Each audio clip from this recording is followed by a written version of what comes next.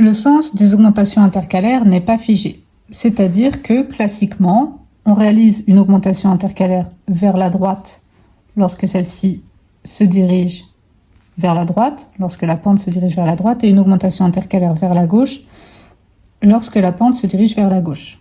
Je vous rappelle que sur l'endroit, lorsqu'on réalise une augmentation intercalaire vers la droite, on vient soulever le brin de l'arrière vers l'avant. Tandis que lorsqu'on réalise une augmentation intercalaire vers la gauche, on soulève le brin de l'avant vers l'arrière.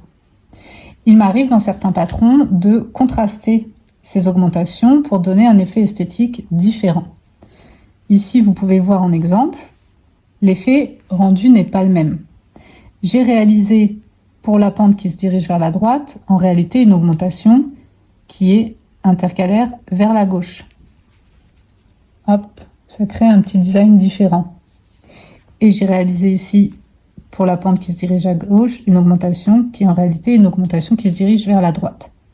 Généralement, pour ne pas vous perdre sur les patrons, je redonne en détail les explications et je vous dis à chaque fois quand il faut faire une augmentation vers la droite ou vers la gauche et si vous soulevez le brin du coup par l'avant ou par l'arrière.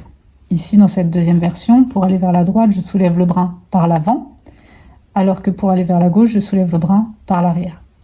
Alors, on ne le voit pas énormément là, mais ça a un intérêt, je trouve, par moment, pour les augmentations, notamment des encolures, parce que je trouve que ça vient un peu créer un liseré, une bordure un peu plus contrastante. Voilà.